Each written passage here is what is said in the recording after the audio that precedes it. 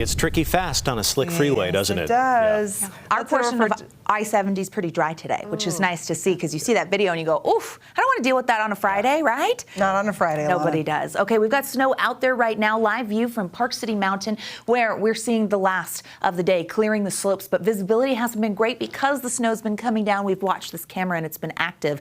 Look at some of these snow totals from this quick moving system. Okay, last 24 hours, 17 inches at Brighton, their 2-day total at 21. Really healthy in 48 hours. Powder Mountain getting 2 feet in 48 hours. They had 14 yesterday, added to it today with that secondary wave of moisture.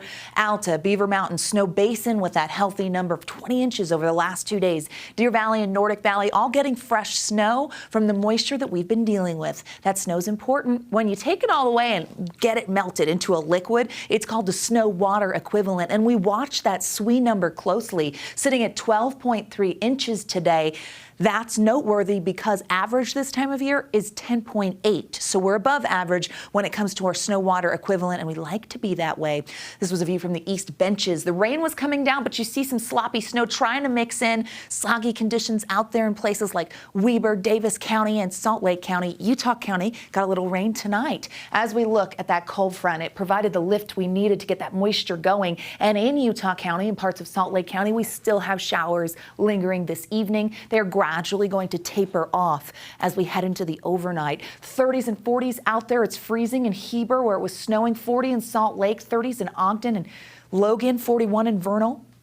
50 in Moab and 50s along the I-15 corridor. Different story in the south, 61 in St. George, running a few degrees above average with partly cloudy skies. They've been dry in the south. Futurecast shows how we see fairly quiet conditions once we lose that moisture, getting through the next little while. Heading into our Saturday, it looks like the dry day of our weekend here, and we see some cloud cover moving into the southwestern corner of the state as we get towards lunchtime. That cloud cover is an indicator of change. As we put this into motion by Saturday afternoon and evening, we're watching that wet weather move over and head towards Utah, and it will bring some impacts Sunday morning to northern and central Utah. It's a valley rain, mountain snow setup, similar to what we just saw. Could go as far south as the I-70 corridor. You see that swath of moisture for the overnight into Sunday morning in the West Desert. It holds on. We could see that mixed precipitation in Cache Valley Sunday morning and that rain all the way down through Delta and Nephi. So we watch as that moisture moves through fairly quickly. Models clear the wet weather by the afternoon hours. It's a quick hitter, but it will bring the chance of some soggy conditions and a soggy start to your Sunday. It doesn't stop there. No, because as we look to the west, you see that wet weather, and it's going to move inland. Big picture here shows you why we're going to see those changes. There goes today's system. Here's the high pressure for your weekend. Keep it moving. Sunday's storm comes in quickly, gets out of here pretty quickly. Brief ridging, but we're watching that low because it really dictates periods of precipitation Tuesday through Thursday of next week. So active skies, don't leave an unsettled pattern. Hold on. As you look at precip potential, there's that wet weather with scattered rain showers for your Sunday. Only a slight chance for President's Day, and then the chance of that wet weather Tuesday through Thursday because of what we just looked at on the upper level futurecast.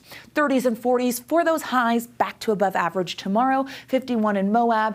40s for the I-15 corridor, partly cloudy skies in the south, 62 in St. George, really pretty. We'll see increasing cloud cover in the north for your dry Saturday. St. George 7-day shows President's Day, which looks lovely, 64. Okay, not saying no to that. As we look at those numbers, they do cool as we make it through the week with isolated rain showers Tuesday and Wednesday. There's your President's Day planner in case you want to be out and about with the family. St. George looks lovely. The north will be above average. We look at those numbers, call it the warm before the storm, because we do have that wet weather Tuesday through Thursday. And those 50s running pretty mild for this time of year. The warm before the storm. That's what it is. Is that the forecast for the mattress sales on President's Day? Hey, listen, shoppers need to know that it's going to be dry. Only a slight chance. So you take your mattress home. Yeah. Tie it on the car. Good day to do so. Good day to do it. Okay. Thanks a lot of time. Now for a look at sports, shall we?